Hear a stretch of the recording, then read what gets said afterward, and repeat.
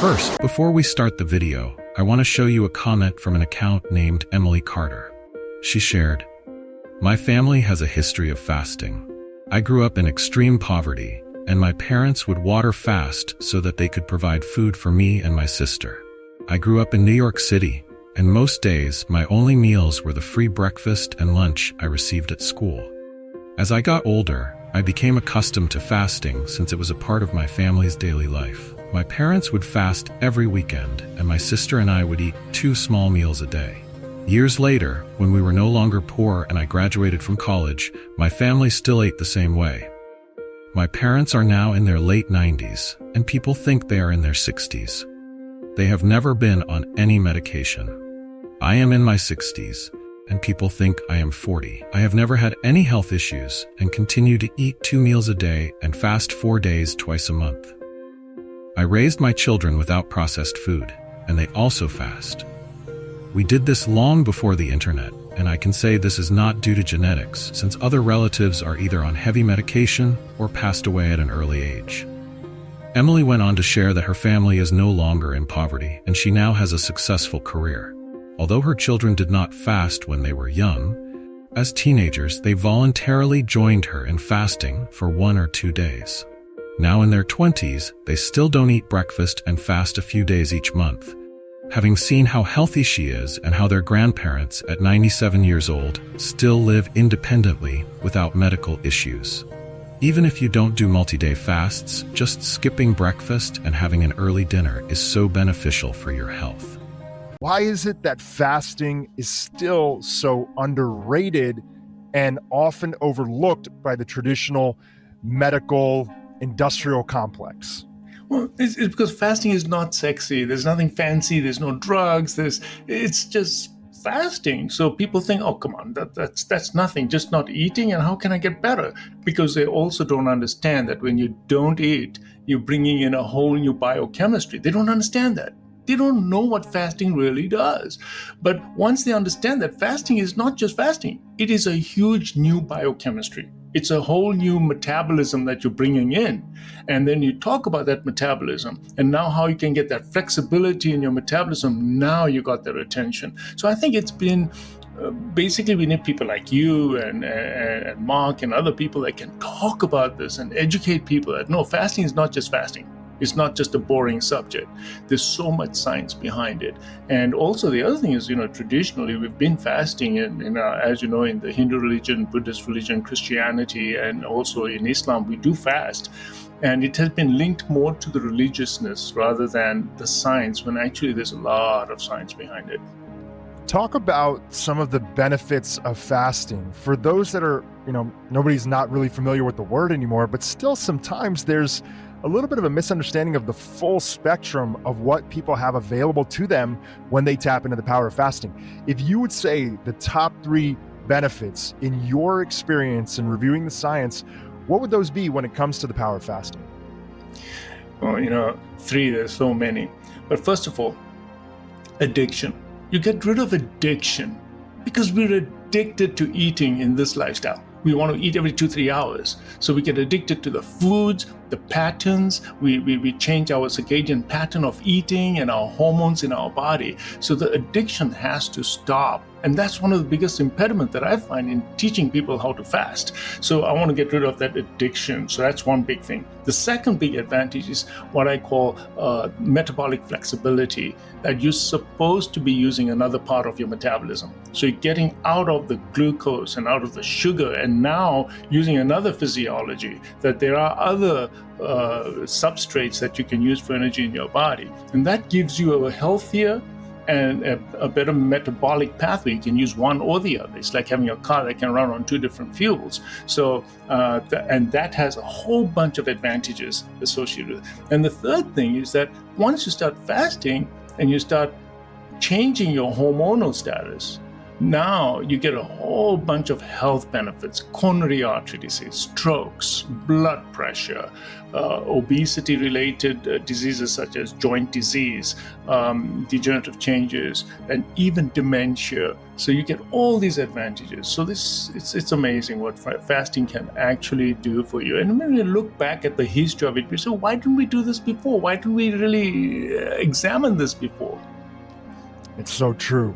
And I want to talk about a little bit your personal history with fasting, your family history with fasting. But before we go into that, I was reflecting in preparation of this interview, and I was thinking that there's so much misconception about fasting. Even still, some very mainstream doctors or people that go on the news and actually tell patients and scare them shitless in terms of you should be really afraid of doing fasting, right? There's different types of fasting, and everybody has to personalize it to their goals and their condition and other things. But I'm talking about the generalized sense of fear. And a lot of that fear is based on the platform of misinformation. And I can't think of any area that there's more information on than this basic idea of why do we get fat, so to speak, right? I think there's still a little bit of a misunderstanding in terms of this calorie model and what is known as the hormonal model that's tied into insulin. So can you break that down for the audience that's listening? Yeah. No, you're absolutely right. You're absolutely right about this. You see, the problem is calories. The old calorie theory was that the more calories in, the more you're going to gain weight. And if you don't burn the calories, you're going to gain weight. And we know now from numerous studies that that's absolutely not true. What it is the hormonal model. So you're absolutely right about the hormonal model. Now, what we're eating and how often we're eating is changing us from a hormonal standpoint. So you're a hormonally modified human being now. You're no longer the same human being from 4 generations ago. And your hormones are changing because of what you're eating, the type of food you're eating, the processed foods, how often you are eating. So that's what's happened. And the reason why we've come to this is, look, every day you're bombarded by advertisements. You're bombarded by people who tell you that, you got to eat 5 meals a day, that you get in the car, you got to have your drink and your food, and you got to eat on the motion. And so every day, your instinct of saying that, I'm not hungry, but you still eat. And there's so much pressure for you to eat. Because everything is being pushed on you. The advertisements, the snacks, the everything just points towards consumption, because we need to break out of it, because otherwise we are going to suffer. See, we are addicted because we've been made addicted. And then, of course, the medical profession, but also government forces have not really helped us, because they've told us dietary advice that was not entirely correct. So we were told it was all fats. But now we know it's not all about fats. We know that it's also about sugar and carbohydrates and processed foods and what that does to us and changes our physiology.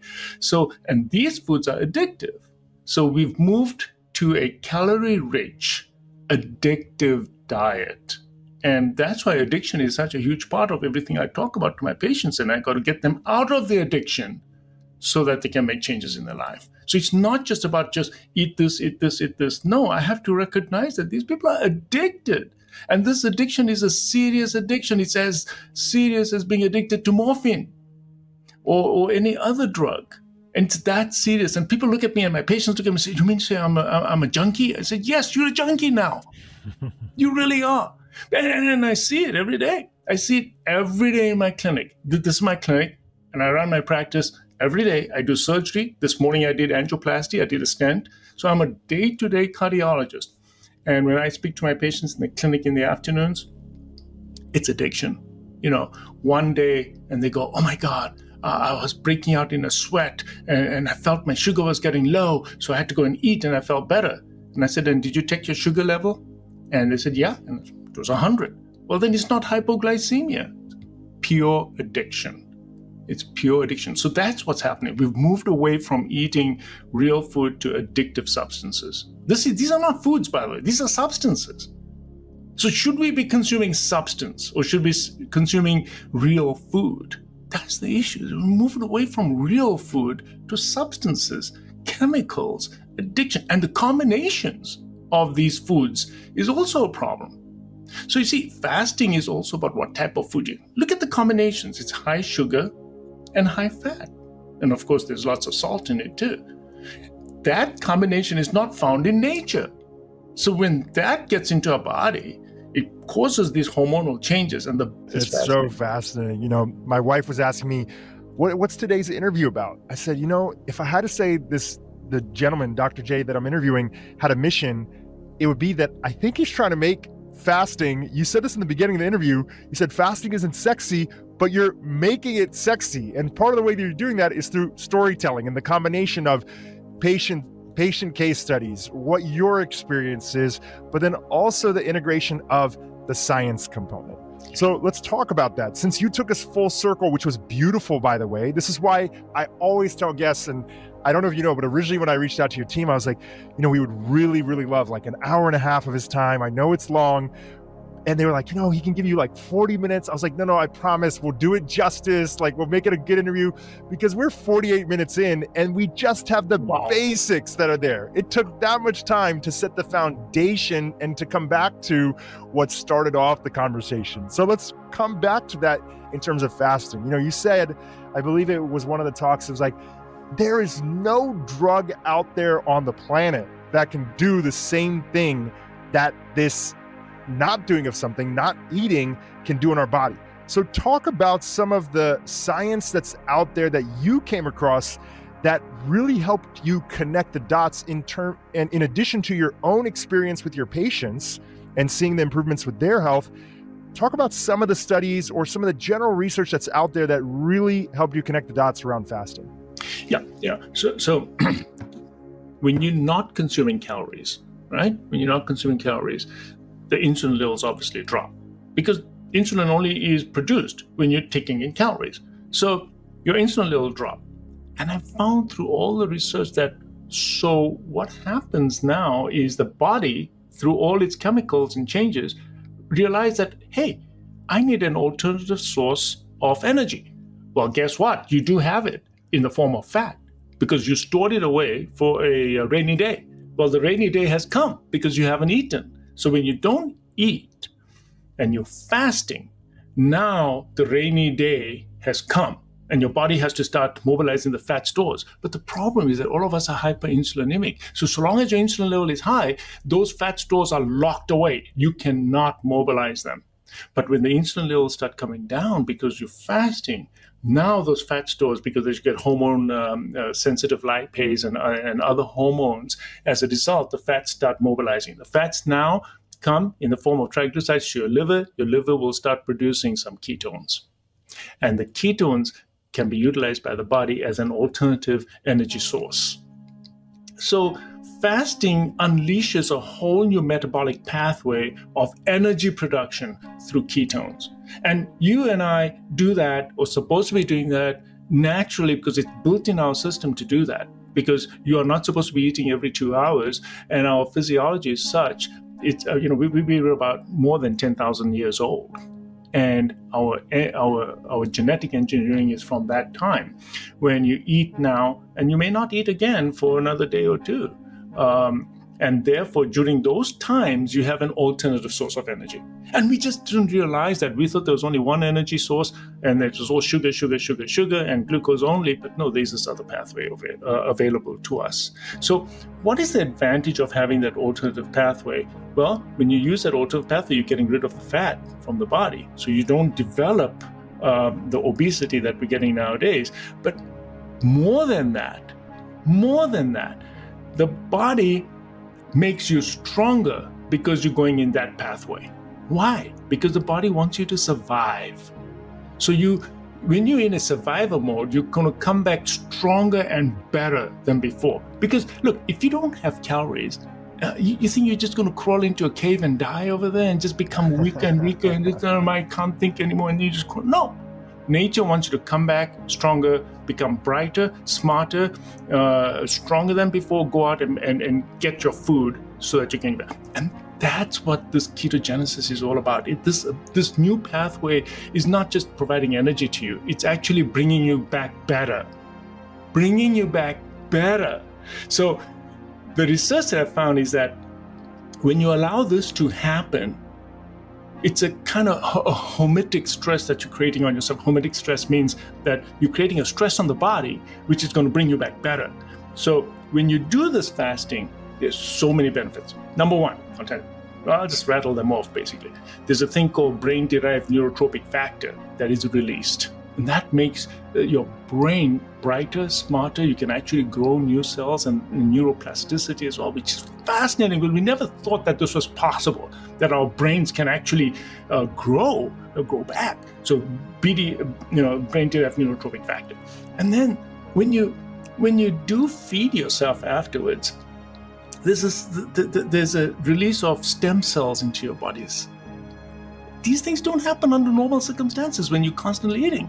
So this stem cell mobilization is fascinating information. Growth hormone. During fasting, you get growth hormone. You get more growth hormone production during fasting than at any other time. So your growth hormone allows you to maintain your muscles and repair. That's fascinating stuff that's going on inside your physiology when you are in the fasting mode, which you wouldn't at other times. And then there's this thing called autophagy.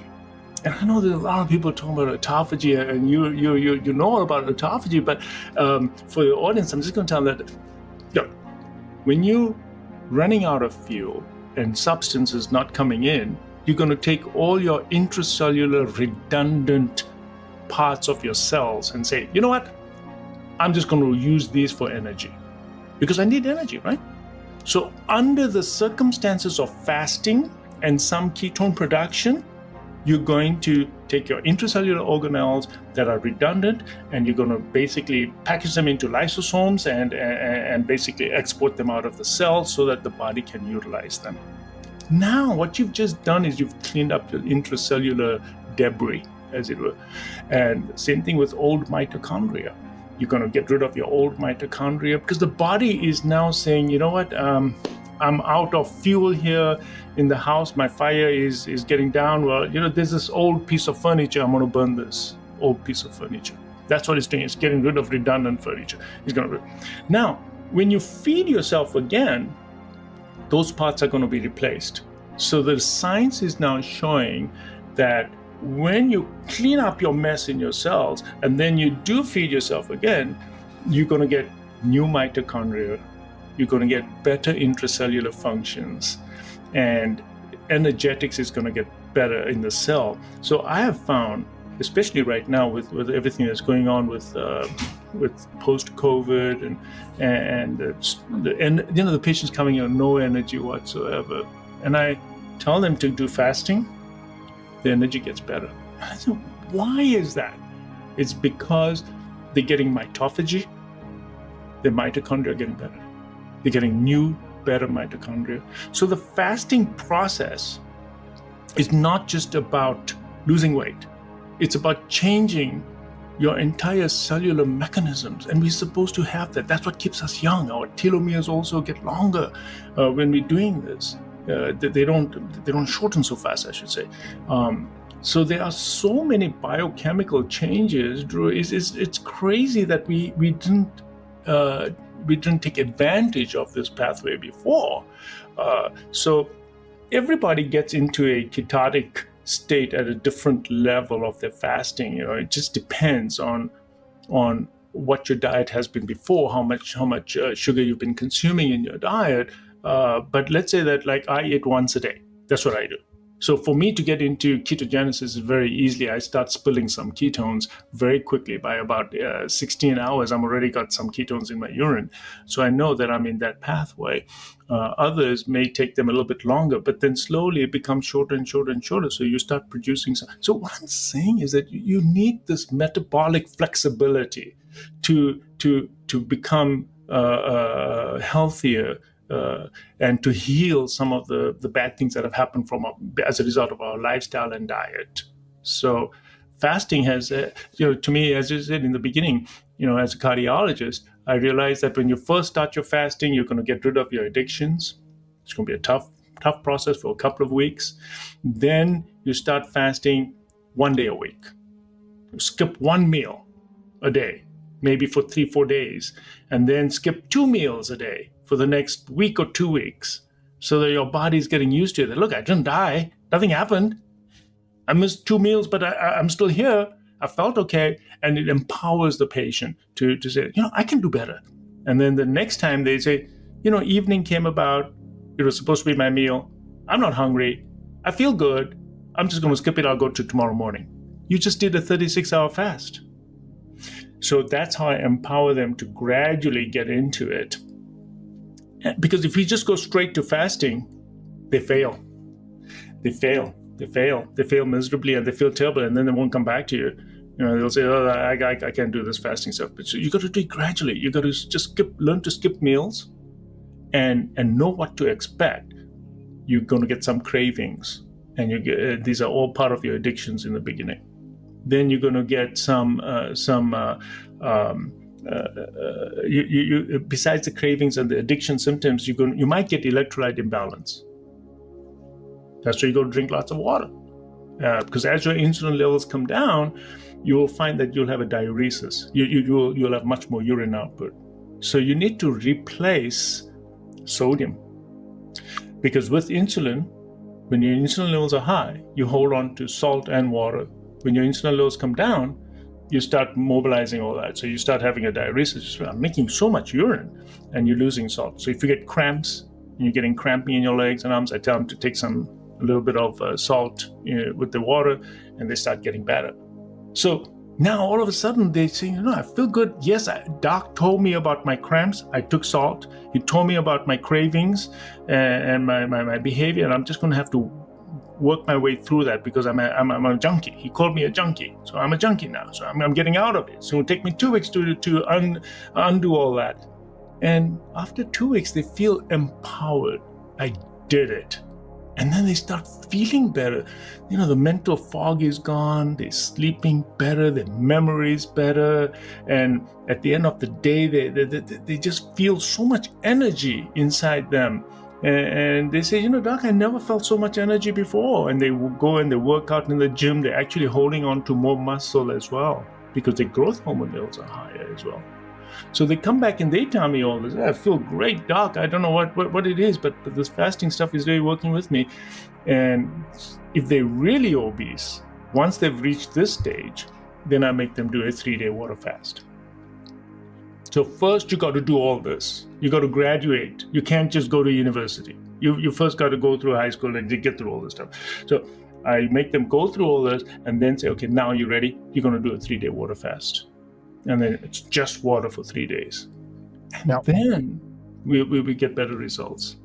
Yeah. One clarifying question that I have is that, for example, because I know a lot of people are paying attention, watching this on YouTube or listening on the podcast, for those that might find themselves in that same category, would you say, generally, time restricted eating, not having food between a certain, period of time, having like an earlier dinner and a little bit of a later breakfast, doing a basic practice that would fall under the world of fasting, of time restricted eating. I think generally, most people would regard that now. Even mainstream medicine would say like that's safe, that's all good to go.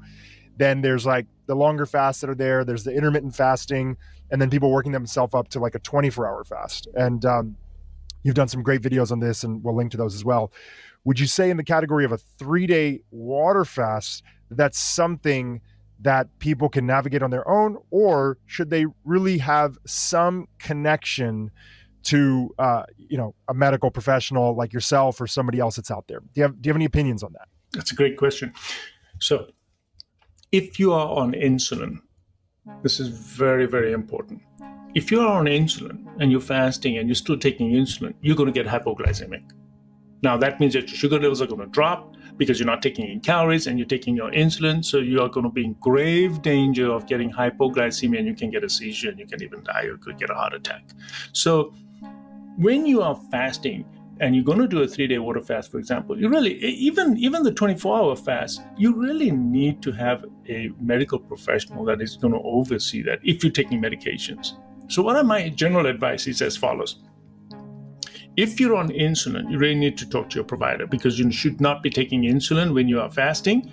And even when you do the 24-hour fasts, you need to cut back on the amount of insulin. So what I tell my patients typically is that The long-acting insulin you can stay on, but the short-acting insulin that you're taking for meals, you shouldn't take. You still need your background insulin. But the goal here is to get you off insulin. So I'll tell you right now, I've taken about 150 patients off insulin in the last few years. So they've come to me on tons of insulin. So I think that when you're fasting, you do need medical supervision if you're a diabetic and you're taking insulin. Now, if you're taking oral agents for diabetes, for example, then what should you do with those on the days that you're fasting? You shouldn't take them. You shouldn't take them if you're fasting for 24 hours or more. So on the 3-day water fast, I tell them don't take it, but they can take all the other medications. So they may be on medications for cholesterol or gout or anything else. Fine, you can stay on those medications, but nothing that's going to lower your blood sugar. So you got to be a little cognizant of that. And then same thing for blood pressure medications. You will notice that your blood pressure goes down when you are fasting. So watch your blood pressure. So what I typically do is two things. I tell all my patients, get a blood pressure cuff. You need to monitor your blood pressures on the days that you're fasting or starting this whole program. Number two, if you're on insulin or if you're a diabetic, you should get continuous glucose monitoring, the device that you put on your hand. I think that's amazing because that'll empower you to know that your symptoms you're having right now are not due to low blood sugars, and you can basically be confident that you're not hurting yourself, and you get more confidence. And yes, the sugar may go up because you didn't take your insulin shot. So it goes up from, let's say, 150 to 200 or 250. That's not going to bother me that much because that temporary increase in your blood glucose level is not going to harm you that much because it's temporary, and then it'll come right back down again. So if you look at the effects of glycation due to high sugars, that effect, that detrimental effect on your proteins through the glycation end products is not as deleterious as having that high insulin level and inflammation in your body. So I kind of let the sugar run a little bit higher and make sure that they don't become hypoglycemic, because that's the problem. So when you are starting this program and you start skipping meals, it's a little bit easier without supervision. But once you start getting a little serious and you're only eating once a day or doing a fast more than 24 hours, I think you really need to have a doctor or somebody who knows a little bit about this involved in your case.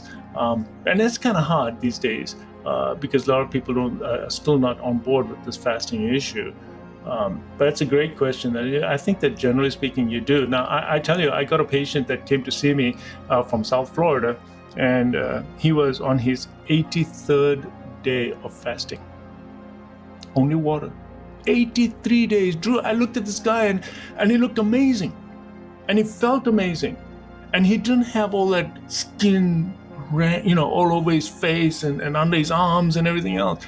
So, and that's because when you do this type of fasting, you lose weight, and mostly fat, but also your skin shrinks. So it's a different type of weight loss than when you're losing weight by eating 5 small meals a day and doing caloric restriction. I've definitely seen a difference in the way the patients present. But this guy was 83 days, and I was shocked. I said, this is amazing. And so I have a blood lab. Immediately did his electrolytes in the office. Normal. Wow. CBC, normal. Are you on any medications now? No, I was on diabetes medications. I was on blood pressure medications. So he's on nothing. The guy looked amazing.